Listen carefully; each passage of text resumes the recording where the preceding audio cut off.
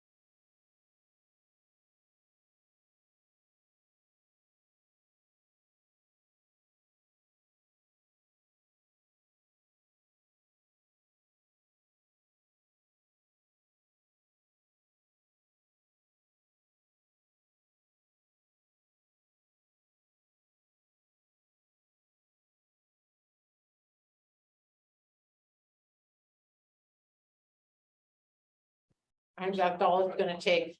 Don't pick on me. I can't promise that.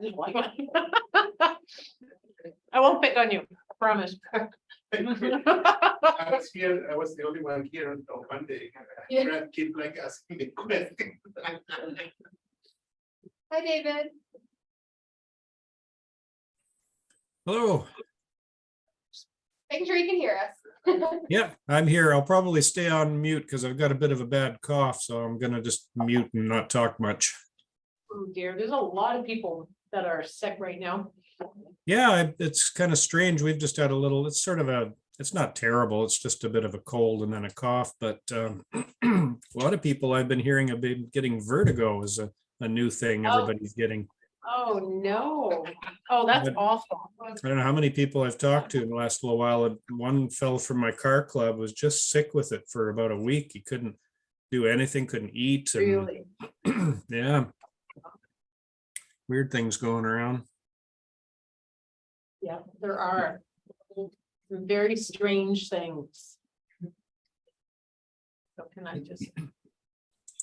Look, yeah, okay, That's your. awesome. Okay, You'll see anyone else, if anyone else pops in, it'll show up on my screen. okay. It's not very big. And you'll see your slides. Oh, I'm gonna spread out That's everywhere okay. here. Oh, look, you're in flip-flop sandals. Yeah. Oh. So nice.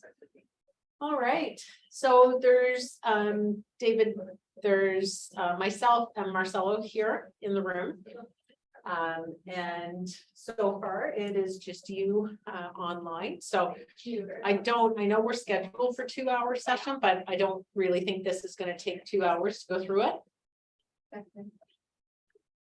So I would say at the most an hour.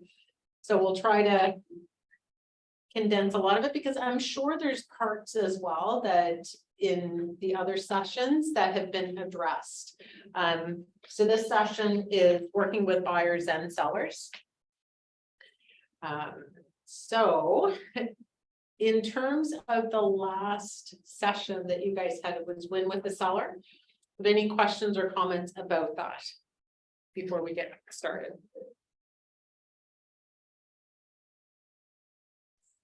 No, all right. I don't think so. It was a good one anyway. Okay, good. Did Grant do that one? Yes, he did. Okay, he did win with buyers and win with sellers? Yeah. Good. So part of what I might actually touch on today, Grant may actually have done some of it because there is an overlap in part of the session. I found when I was going through it. So we're going to start. There we go. So this one, today, what we're going to try to do is identify key information to build success with the buyers and the sellers, look at strategies to assist them in their decision-making, and to build a strong foundational relationship with our clients. And as well, the other agents that we're working with kind of on the other side. And that's a big part of real estate is if you're not double ending it, then you're working with somebody else on the other side and you want to build good relationships with them. And that's what we talked about in the last session. Just the panel was part of negotiating is having a good relationship with other agents. So the first topic is success with clients. That seems to have jumped ahead there.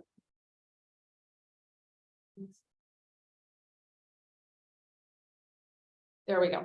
So virtually every top producing agent we ever worked with, this is a quote out of the MREA book, has worked with a deep and almost inherent sense of service. They have a servant's heart and place their buyers or sellers' real estate experience above all else. They're always thinking about service. And I think that's a big part of what this is. It is a service industry. We are helping people navigate the most important purchase or sale of their greatest asset in their life. And we need to have that in the forefront of our mind, trying to help them navigate that with the best information, the best support that we can do. So success with clients. So that part, is it really goes into a great agent and client communication. So, it goes back to, at the panel, one of the things that the 4 agents that were on the panel were talking about was having good communication and just making sure that everything is open and that you are maintaining those lines of communication, and you have to be very proactive. You cannot over communicate with clients. One of the worst things we can do as agents or as realtors is just to go silent. Even if you don't know what to say, just reach out.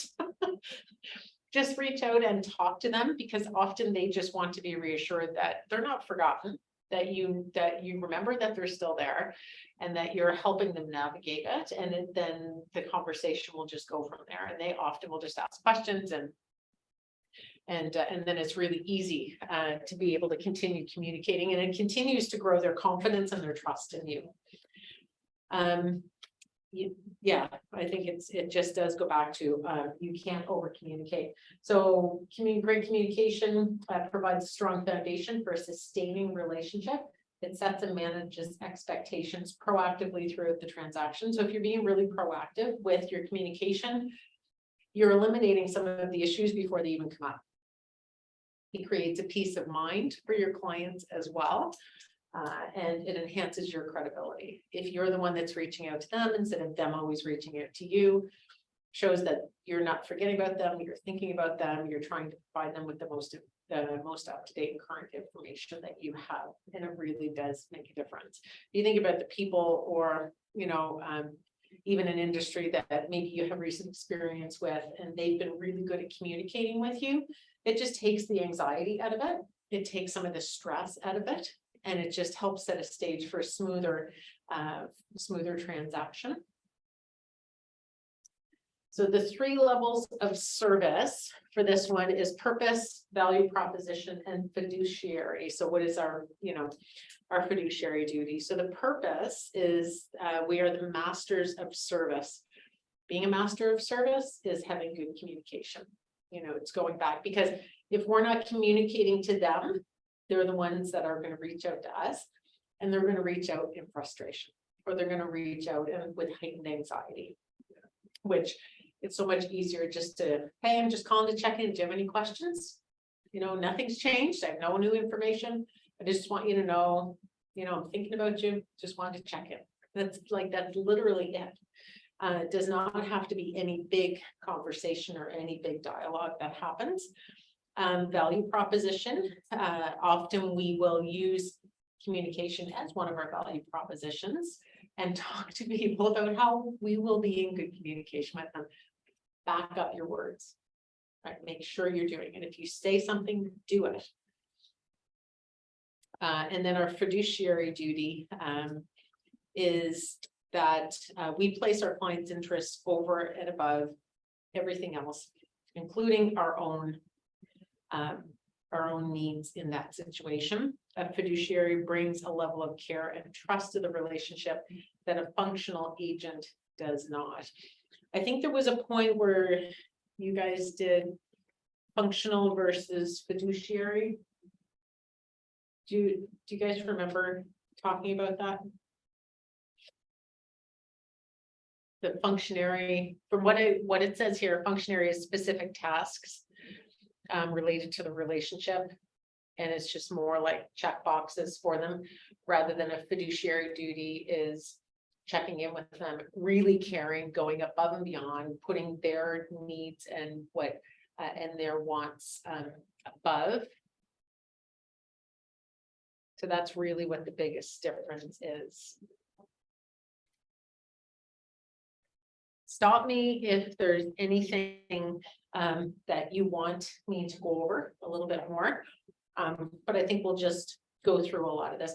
Some of this, if you've done any training with KW, or if you've done any real estate transactions, a lot of it's going to be pretty familiar. So I don't know that we need to spend too much time on it. Dual agency. I think we all know how the brokerage feels about dual agency. It's like transaction brokerage. It's really difficult to do, and it's difficult to do well. how do you not give advice to either side? Like, how do you legally how are you legally covered in helping somebody buy a house, write an offer, list their house, accept an offer, and not give anyone advice along the way? And all you do is explain the form and say, you need to get some advice. You need to go hire an inspector. You need to hire a lawyer, and that's it. That's all you can say. So to do transaction brokerage or dual agency, what they call it here, it's virtually impossible. It's better if you're on the buying and the selling, that one person's a client and one is a customer, or you pull in another agent if they're both new to buying and selling in real estate, and you refer it. You refer it to somebody, even if it's just for that one offer, for that one transaction. You can refer somebody for that, just that single property. And then at least you're covered.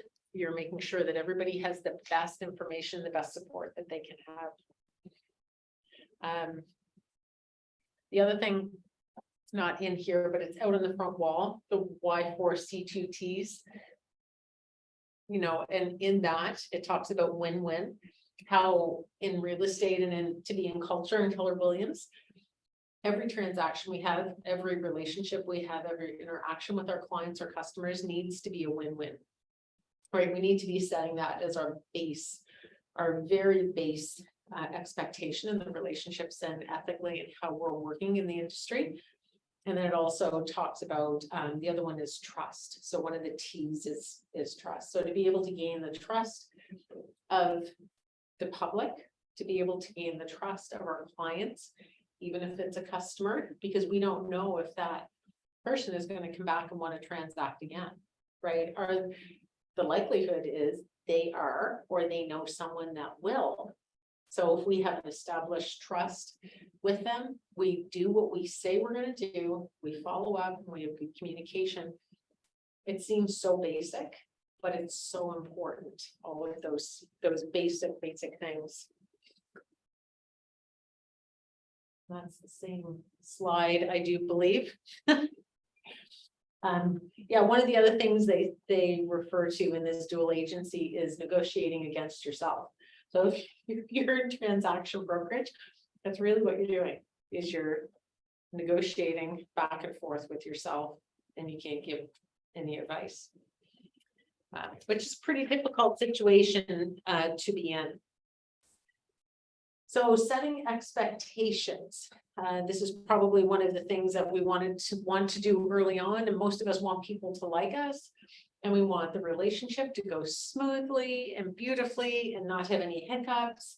But if you set the expectation that sometimes there may be difficult conversations that you need to have, there may be difficult situations that you may be in, but you're setting those expectations that the communication will be good.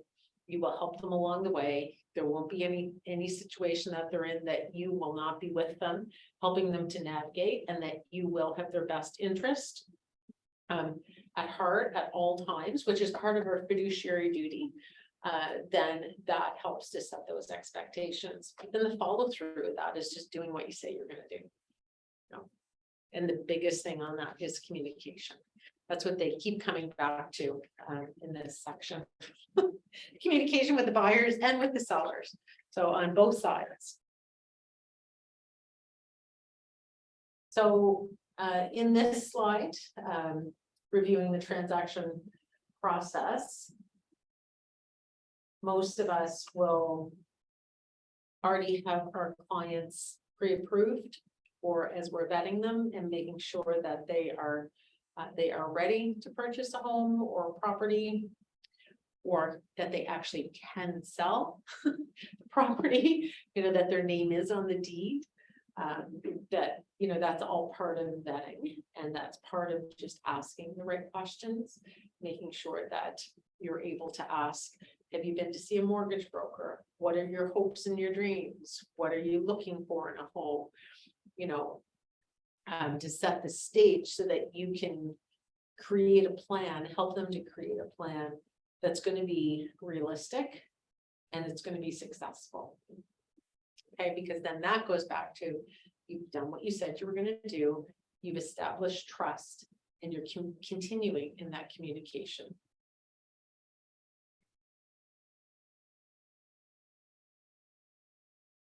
So set time expectations. Part of that is in the market we just came out of. You know, we could all explain, okay, there's gonna be a time and date when they're gonna ask for all offers. We're gonna go in, we may have a 15 or a 30-minute viewing. And then you need to decide, is this a house you want to buy or not? And some of those situations were crazy, but that's setting the time expectation. So that mentally and emotionally, the clients are prepared when they walk into those homes and they walk into those properties or onto the property, that they know, okay, I have a certain amount of time, but we've got all the information we need beforehand. So if there's anything I need to look at or check into, I'm going to be able to do it then and there, rather than, you know, you don't set those expectations. They feel very rushed. It adds to their stress and their anxiety. Then you're trying to find out information afterwards, rather than having it before you go to be able to look at, and they feel like they're getting to know the home better, so they can make the best choice for them and their family. Or the market that we're in now, which there are still multiple offers happening depending on where you are, depending on the price point you're in, but it's not as crazy. So we have a little bit more time. We have time to be able to breathe, but we still want to be prepared. We might be able to get a 1-hour viewing in some properties. So to be able to set that up and say, okay, when we're here, what are the things that are important to you? What do you want to make sure that you see in a home? And then it's going to be fairly consistent for every home that you go to with them. But it's trying to be efficient with the time expectations, but also setting them up for success. So they feel like they're heard, number one, and that they feel like their questions are being answered, or they're able to look at something themselves. And they know how soon after they see a property that they may need to write an offer. Okay, so that's really what time expectations are with buyers. Document expectations. I find when you're signing your buyers up, before you even write an offer with them, go over an offer, like go over the paperwork with them. What does an offer even look like? What does an agreement purchase and sale look like? You know, okay, this is what one would look like if you were in the city and on municipal services. If you're not and you need well and septic, this is the other form that we're going to need. If you're in a condo, this is the form we're going to need. So then they go through them all. It's a better time for them to ask you questions at that point, rather than when they're in the stress of trying to write an offer. Because at that point, they're more focused on the offer in the house than they are about the questions that they may have in the contract that they're going to sign for hundreds of thousands of dollars. So it's easier to ask it at that point. And then as well with buyers, setting communication expectations. So that would be, you're never going to hear from me before 9 in the morning. I just won't call you unless we're in the middle of an offer and we have to have an answer, or I need an answer. You won't hear from me after 7 or 8 o'clock at night. It's just unless we're in the middle of an offer situation. So they know they don't have to be checking their phone all the time. Or if I send a document to you, I'm going to send you a text and let you know there's a document for your review and signatures. So they're not feeling like, oh, I wonder, you know, when is she going to send me something? So you're trying to set, again, those expectations for when are you talking? When should they expect things from you? And then setting contingencies.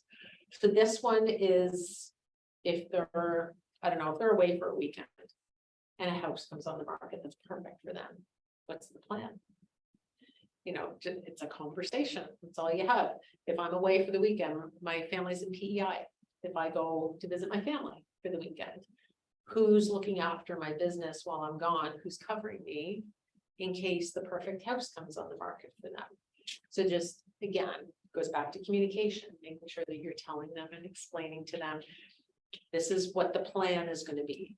And, you know, if you know a month or two down the road, I'm going to be away, tell them now. And then remind them a couple of times, and as you're getting closer to that time. So there's no surprises for them. Again, they feel better prepared. They feel like you're thinking long-term for them, with them and their end in mind. Because it really does, I don't know, I find when I work with people that have a plan and they communicate the plan, I don't have to worry about it. It's a lot of the stress has been taken out for me. Set up-to-date market expectations. This may change every week right now. You know, there's been lots of things that have been changing and ebbing and flowing depending on where you are. So it may change, but you need to be up to date with that. And if you're noticing things are changing, just communicate that to them. Noticing there's more multiple offers recently. So if there's something that catches your eye, we should get in as soon as we can and write an offer right away. Or things are really starting to slow down. I noticed that houses are sitting for a couple of weeks now instead of like 2 days. Maybe this is the time we want to really hone in on this area, because we might be able to get something for asking or a little bit under asking. So just setting those expectations and having that conversation. Feels like everything goes back to conversation with this part, but early on in the relationship and all through the relationship, it is really important just to talk, just to explain things. And then the KW technology, so between command and the app, you know, you're able to communicate back and forth and what is their best way that they prefer to communicate. They prefer texting, they prefer emails. Like I just had clients who love to text evening and weekends. During the day at their job, they can't text. So email is their best during the day, because that is an option for them to be able to answer. You know, one is a school teacher and one is with the Canadian Forces. Email they can do, but they can't be on their phone all the time, right? Texting back. So it's just asking those questions and finding out what is going to be the best way for them to communicate. So the 3 steps for gaining referral is to provide value, ask for help, and then the reward is the referral. So the first one, providing value. All through this, when you're communicating, you're providing value. So what you're saying you're going to do, you're doing, you're providing value. My husband was listening to a podcast, probably a couple of months ago now, and he said it was this crazy statement of, if you just show up and do your job, you're already doing more than 75% of the people that are employed right now. It's a bit of a sad statement on where we are in our culture. But if you provide value, you show up, you say you're going to do something, and you actually do it, that's seen as value. You know, you go to the help desk or the customer service desk at a store, and I've been told, sorry, I can't help you with that. Well, who's going to help me with it? I don't know. You can go to another store. I'm thinking, you're hired to do this job. You know, that provides no value to me. So I would go to the other store, they would help me, and I would continually go back to that store, because that store and that person has earned my trust and my respect. And all they did was help. Right. So again, it's an easy way to gain confidence and to gain trust from our clients. And then we just continue to build that. One of the things it asks you for is reviews. This is something I have not done a lot of, but I'm starting to do it more, is asking for reviews. Just not anything I've really ever taken the time, because that's really what it goes back to, is because we have 4 kids, and as they were growing up, life was busy. But this was one thing that I kind of let just go. And now it's like, yeah, that is probably something that's important, is to ask for those reviews. So when you do have a customer that you know has gone really well, get the review. If it hasn't gone well, get the review and ask them to be honest, because then you're able to see where you need to get better. Because really what we want to do is we want to continually be getting better, provide better service, better quality. And don't be afraid if somebody's telling you that you're not doing something really well. Sometimes they're just having a really off day, or they're just not a good fit. And sometimes we just need to learn, and sometimes we need to own up to what we don't do well. We need to figure out how to do it better. And that's okay, because it's part of growing, it's part of getting better at what we do. We're not meant to be amazing at everything we do the first couple of times around. But we are meant to try to get better and to be able to answer questions. So this is one of the things that they have in it. If your purchasing or selling experience exceeded your expectations, would you be so kind as to give me a brief review? I'd also like your permission to use your review. For me, I actually have a question in the review. What could I have done better? How could I have made your experience over and above what you were already experiencing? What would you change if you were to work with me again? If a loved one worked with me, what would you like to see that I did for them? Like, however you want to word those questions. I don't think we should be afraid of constructive criticism. I think it just makes us better. And then seller reviews as well. So this one's going to be a little different than a buyer review.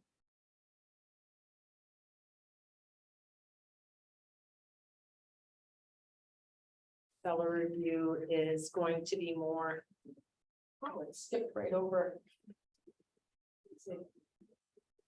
The review. There we go. So a success with buyers.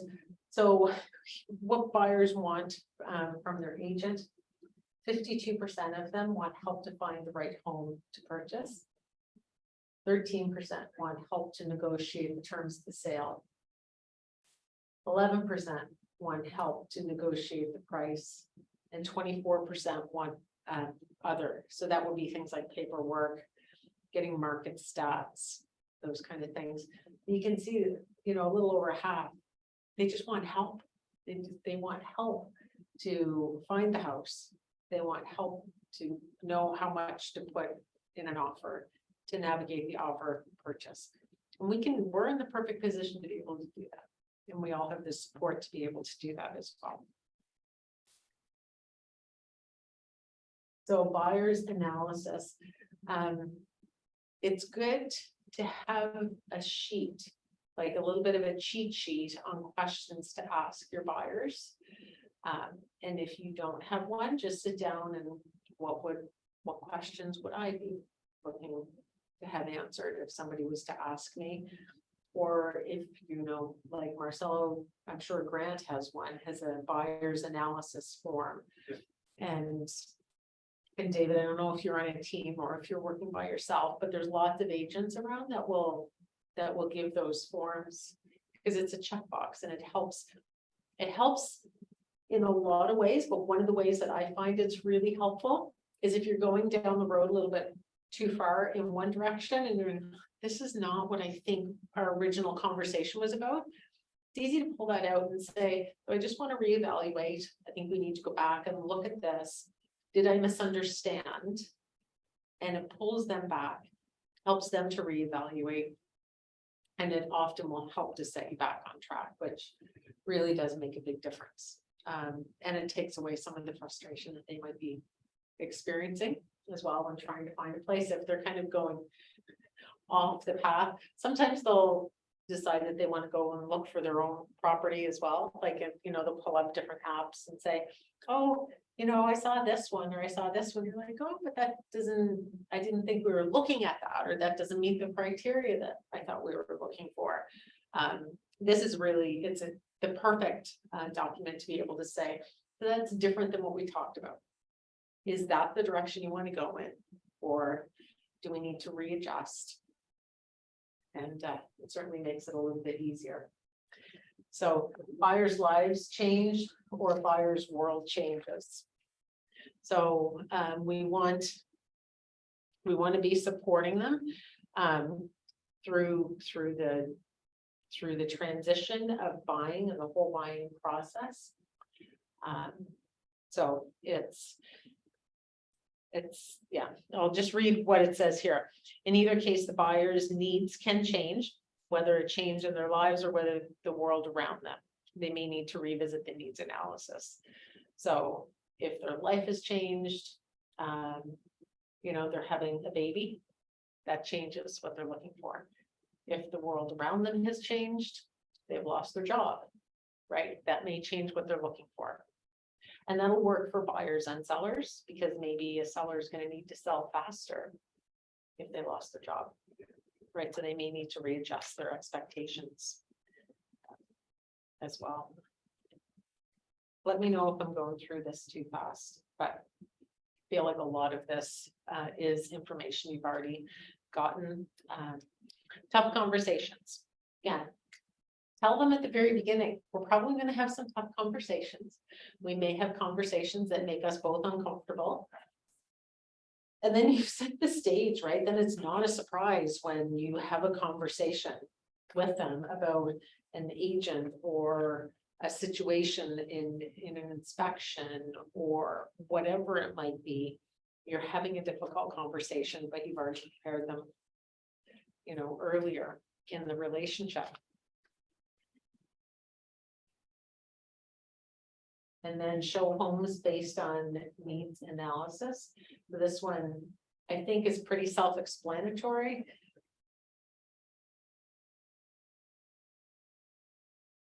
Like I said, though, some buyers will actually start looking on their own and they look out further and further.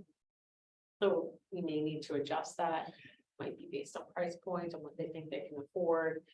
Might be they want more land, or they saw something that was like their dream home and then they want to readjust.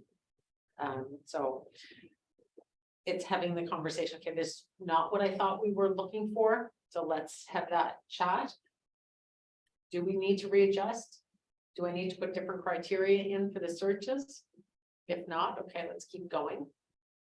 But if you do, then it's easy to do, right? And you just change along with the client. Sometimes they'll want to see literally everything under the sun that's in their price point, even though it doesn't check off enough boxes for them, which really, you can do it a couple of times to show them. But after that, you're running around and you're wasting their time, you're wasting your time.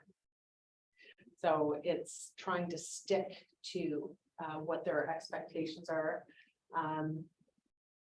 Show them on a property or on a map, you know, how far. Try to be knowledgeable about the areas, but the property in the neighborhood. So if it's not an area that you're normally selling in or you know much about, try to find some things out about that area and some things that are going to be important to the client. Like whether it's school districts, parks, metro, transit, school bus service, whatever it might be. Because that's going to help. But also, if you can find out anything that might be detrimental as well. And I feel like that's pretty self-explanatory, but sometimes we can tend to focus a lot on what the positive things might be. But always have the conversation with your buyers. I'm going to tell you the good and the bad and the ugly about the property and about the area. You make the decision whether you want to purchase it, but I'm going to try to get as much information as you can about each house that you go to. This one, I've had a number of agents tell me recently that they don't like talking on the phone, which is hard. I understand texting and I understand email because that's a really quick and easy way to communicate. But if you're trying to build relationships with other agents to be able to put yourself in a good negotiating position, you need to pick up the phone sometimes and talk to them. If you're trying to find out extra information about a property that you want to go see or that's just come to the market, sometimes the best way to do that is just pick up the phone and have a conversation. but please read the MLS cut before you call them. Some of the questions you may ask are literally right there in black and white, and then they may get frustrated with you. Right, you know, oh, I see the well is on it's on a dug well. Would be an example. Can you tell me, have they ever had an issue? Do they have a UV light on the on the well, on the water system? Do they have any water treatment? Those kind of things are typically not going to be in the listing cut, but you can, those are questions you can ask just to find out a little bit more about the property. Looks like it's on a main road. Is it really busy? Is there a lot of traffic noise? You know, and you just build the relationship with the agent. And whether or not it's the house, the agent just appreciates that you've already read through the listing cut and that you've taken that extra step to find out a little bit more for your client, because then you also sound more knowledgeable if you're going to do a viewing with the client. So it sounds like you've gone the extra, that little bit extra, just to get a little bit more information.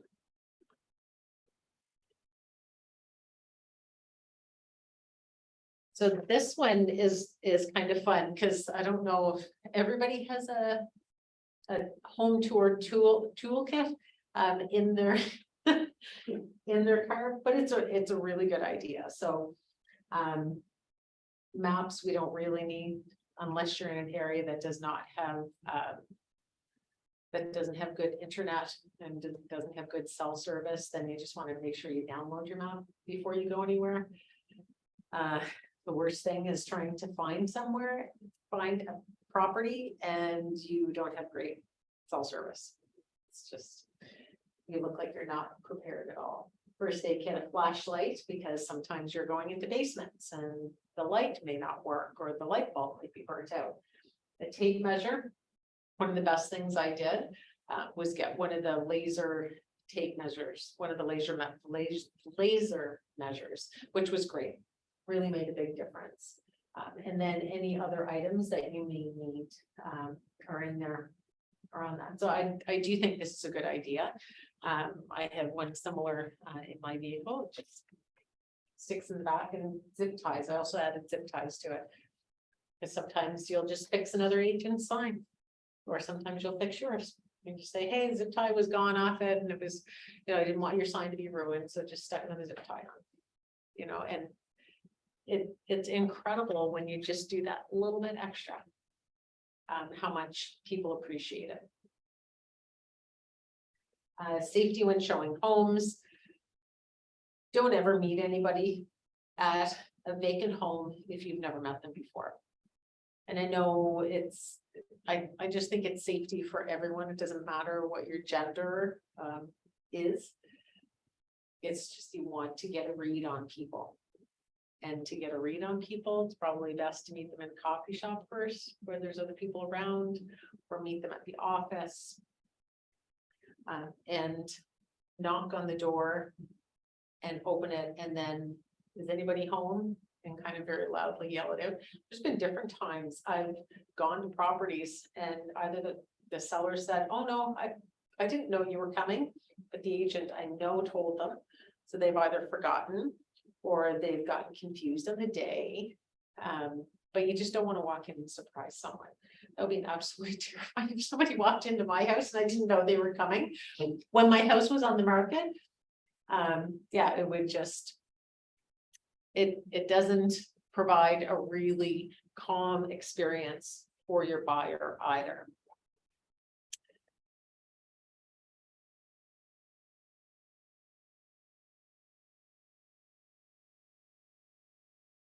So this one, again, it's pretty self-explanatory. Our job is to sell homes, not just to show homes. Part of selling homes is finding the right home. Part of finding the right home is honing in on that conversation that you're going to have with your buyer. What is the home that's going to meet your needs? And, you know, what are the important boxes to check off? So some buyers are going to take a little longer than others. For some reasons, they may take a little bit longer as they're really hesitant. Maybe they had a bad experience before. They're afraid to commit because it's a huge amount of money. So helping them navigate through that.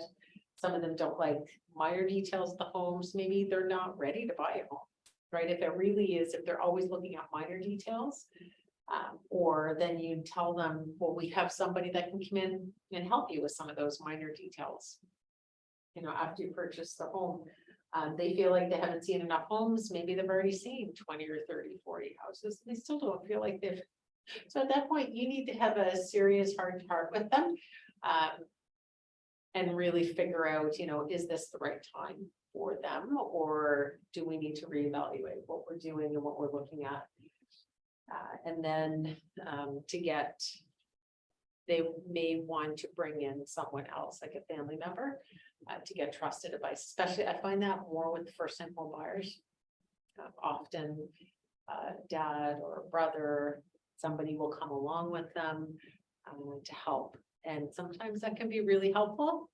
Sometimes it can be not so helpful. It depends on the person that's joining you. So, and then this is what we talked about. Always go back to their motivation, go back to their wants and needs, advise them as a consultant and fiduciary, removing our emotion from it, and whether that's frustration because we've gone to see so many houses or whatever it is, but go back to, you know, their wants and needs and their motivation, and that will really help clarify things for them. To try to talk through some of their fears and some of their challenges. And then if you can calculate the waiting game with them, you know, that you don't know what the market's going to be. If the market is a little more consistent, it's easier to calculate what that waiting game is. But if in the market that we're in right now, it's really difficult to know because it does change, ebb and flow. And then success with sellers. So this is what most sellers want from their agent. This one's more evenly divided up. So 21% want help then sell their home competitively. 20% the seller wants help to market the home to potential buyers. 16%, they want help to sell the home within a specific time frame. 16% again, the seller wants help to find ways to fix up the home. So that would actually be before you actually list it, to get it ready. You know, and having that conversation where you're going to get your best return on. And then 27% would be other. So that may be bringing a buyer, that may be helping with the paperwork, that may be marketing. You know, really changes based on what the seller's needs are and what their hopes are. So the biggest thing for sellers are the price, the time frame, and the conveyances. So which of these are the most important, but you need all three of them, right? So the price, if you price it in the market, your time frame on the market is going to be less. If you price it on the market, you're going to sit, right? You're going to sit a little longer. And then the conveyances, and what does that look like for some of the, you know, what do they need? How much is left on the mortgage to pay down? Where are they located? What kind of things are going with the house? And then again, this goes back, it's very similar to the buyer's lives change and the buyer's world change, except it's from the seller's point of view. Yes, sometimes there are things that change within the seller's world and within their lives as well, which will change your focus. It will change how fast, you know, they may start and say, I want this much money and I'm going to stay in the market until I get this. And then they're on the market and then they see a house that they want. And then they're like, okay, now we'll do a price adjustment down to where you said we should be, because now we actually want to sell. So you're always trying to, and that goes back to having that communication. You don't know that if you're not communicating with your clients, if you're not checking in with them and you're not having conversations. You don't know when these things have changed and when they're doing a mental and an emotional shift.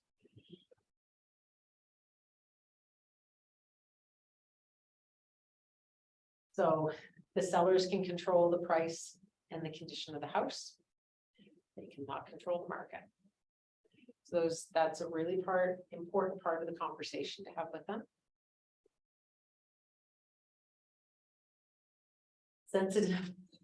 Sensitive seller conversations. If you cook fish, for example, and you know you're having a viewing at 6 o'clock and you eat supper at 5:30. Maybe you don't want to have fish that night. Right, so just having some of those sensitive conversations, if the kitty litter smells so bad, but they adore their cats. So where can we put that? How can we address that? Because you're trying to appeal to buyers. You're trying to market to the masses, not to a specific buyer. So great communication, and this is what we started with, provides a strong foundation for a sustaining relationship.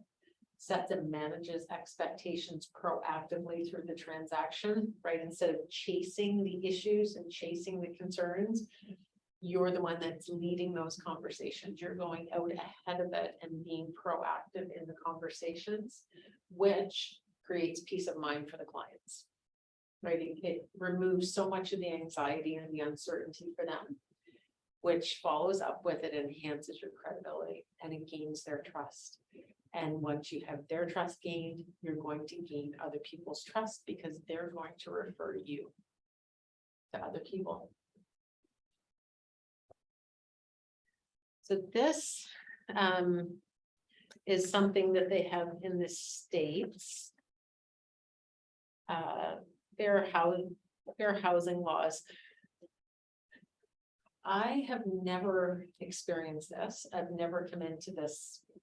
And I don't really know any agents here that have, you know, where they say certain person can't come in my house.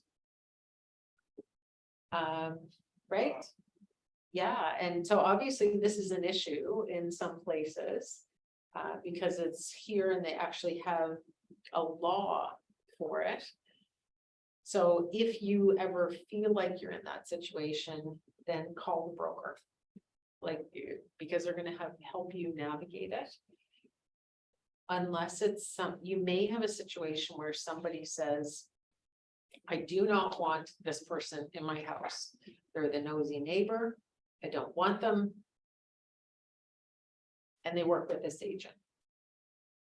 So you may have to, they may want that in their seller's designated brokerage agreement. So you need to call and make sure that how you're doing that is done properly. But there have been situations where I've seen, you know, a seller says, I don't want that particular person in the house because they're the nosy neighbor or they're the one that did whatever to our family or whatever the situation. It's very, very rare. But this, what they're talking about is different. It feels more like it's a discriminatory action, whereas it's equal housing, right? Everybody deserves housing.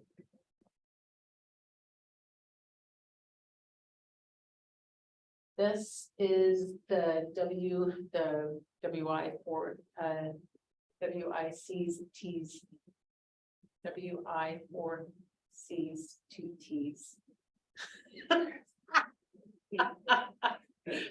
So this is the one where I was talking about the win-win and the trust, right? And those are foundational things and part of our culture in Keller Williams to be able to make sure that we're doing the best job that we can do for our clients, for other industry members, and for the community at large, right? Because we really are we represent the industry and people watch. And when you go into, it was very evident during COVID, there were a lot of times that agents would go into properties without gloves or masks on, and you'd come out and you would hear about it. Like I would hear, well, my neighbors said, you know, so-and-so didn't wear a mask. And I actually won 2 properties in competition for buyers because we were some of the only ones that wore masks and gloves in the property. Like, it was just, so just being aware that you are setting a standard and you want to raise the level of that standard rather than pulling it down. Set a marketing plan for the listing. So if you have not done a listing yet, make sure that you're working with, which I know Grant is a great teacher, to be able to set up listing and what does that look like and what's the best way to approach it. And David, if you're not on a team, then to be able to work with your mentor, and they'll be able to help you with that.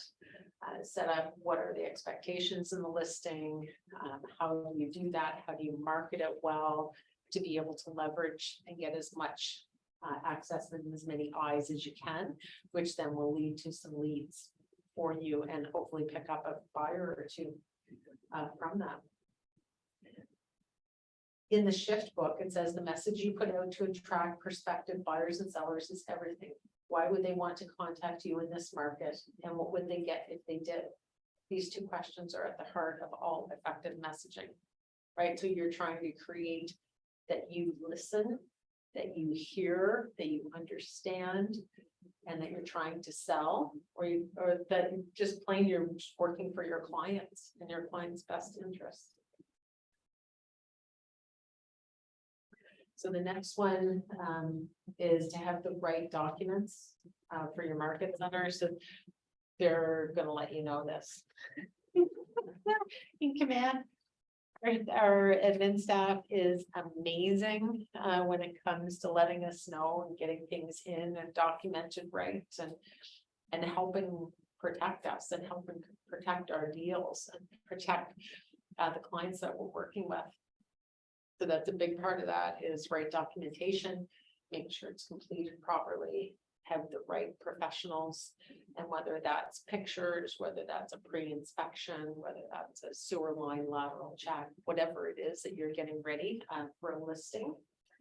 And then to make sure that you're doing it gradually. So that it's not, you're not trying to get everything done in a 2 or 3 hour time frame, because that feels like it's creating stress and anxiety for our clients rather than laying out a plan. So by this date, we're going to have this done. By this date, we're going to have this done. We're going to have photos done on this day. And then I will send them to you. We can look at the photos. We can, you know, it's then they're an integral part of the process, but also they know that you've taken the time to lay out a plan that's going to work really well for them.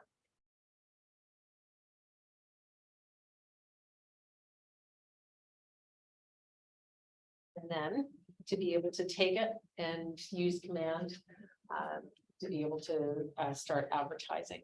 So the branding, and Jess has done an amazing job on doing some YouTube videos to be able to show everybody how to do that. And if you want to use the command template, or if you want to do Canva, then you can use the Canva ones and you can just upload them. Whatever's going to work best for you and the approach that you're taking and the target market that you're doing as well, because it may change from market to market and it may change the time of year.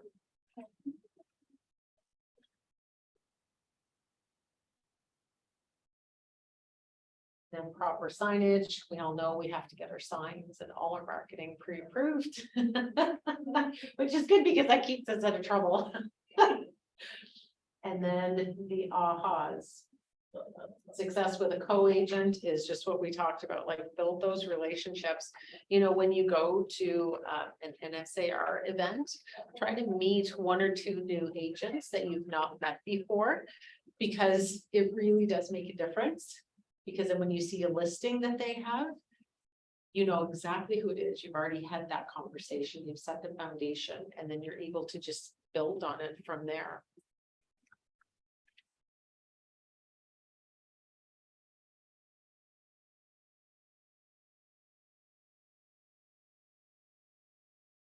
I think that is it. Yeah. just like a speed run. But with the buyers and the sellers, kind of setting them up for winning, I feel like it dovetailed, probably Grant talked a lot about some of the things in this section as well. And the beauty of this brokerage is there's so many people that want to help and are available to help. And even if it's something as simple as a phone call or going on a viewing with someone, then it's really easy to do. And I really don't know if I could name anyone in the brokerage that would not be willing to do that or be able to help in whatever you need. So, yeah. So do either of you have any questions about this? I feel like you went through rather quickly, but I don't feel like sometimes you can beat a horse too. And spend too long on something when, you know, we've talked a lot about this and there is a lot of talk about how to move those relationships forward and how to earn trust. Great.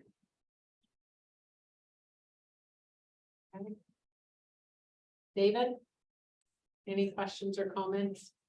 No, I think I'm good. Thanks. That was a great session. Lots of good information and some new ways of looking at things too.